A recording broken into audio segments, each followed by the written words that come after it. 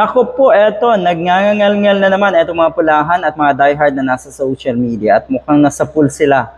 Dito nga sa pahayag na ito ni Senator Raffy Tulfo tungkol sa mga vloggers. Ano ba ito? Pero tignan natin. Ito pong mga nasa social media na pulahan at mga diehard. Alam natin na nagtatrabaho na yung mga yan. Tinatrabaho na po nila si Senator Raffy Tulfo. Si Idol, na ang tawag ng mga yan ay idle. Ibig sabihin, wala daw ginagawa. Ganon na ganon. Bakit tinatrabaho? Dahil alam natin, okay, kumikilos na yung mga yan para naman paganahin yung kanilang makinarya sa susunod na eleksyon. Alam natin kung sino ang susuportahan na itong mga ito. Yung Sara na walang letter H. Yun po. Kaya matindi po ang atake nila ngayon kay Raffy Tulfo. Matagal na nagsimula yung trabaho ng mga yan. Huwag po kayong masyadong pahalata. Wala po ba kayong ibang profesyon talaga? Wala po ba talaga kayong ibang mahanap na trabaho? Kundi mga ganito na magpagamit sa mga politiko. Nakakadiri. Okay? Halatang halata itong mga to. Ano ho? Halatang halata itong mga pulahan na nasa social media. Nagpapagamit. So, nagamit na sila nung nasa Malacanang ngayon. So, ayan. Ang susunod, abay kumikilos na.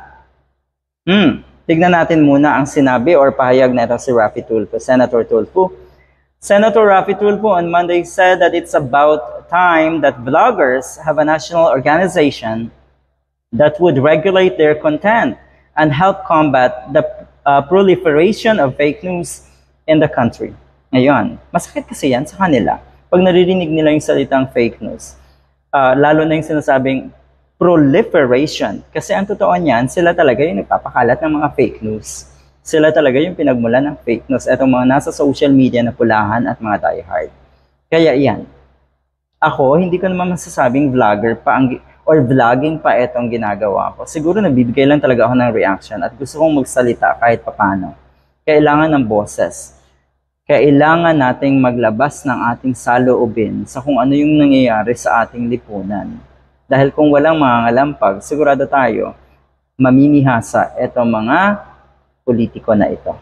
Alright, idle ang tawag na itong mga pulahan kay Senator Tulfo.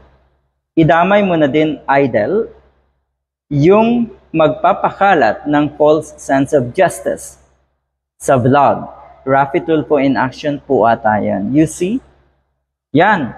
Halatang halata po yung kanilang trabaho. Bakit? Kasi po nagiging subjective etong mga to at never nilang titignan yung issue at pag-uusapan yung totoong issue. Ang aatakihin talaga nila ay yung tao. Natatakot na yung mga yan. Kinakabahan dahil alam nila na kung sakaling ang maging katapat ng kanilang Sara Duterte ay etong si Raffy Tulfo ay talagang tagilid. Okay? Kung totoong laban. Kung patas na laban, talaga pong tagilid. Pero yun nga, ang pagkakaalam natin kasi sa hanay netong mga ito ay hindi naman talaga sanay sa patas na laban. Ang sa kanila ay yung mga peking tagumpay, yung mga peking achievement. Ganon, doon sila sanay. Kaya ayan, pag lumaban, hindi patas. Masaklap, pero totoong nangyayari. Diba? Ano ba ang dapat or ito bang paggawa ng organization na ito ng mga vloggers ay tayo ba ay pabor dyan? Nako, sa tingin ko hindi na.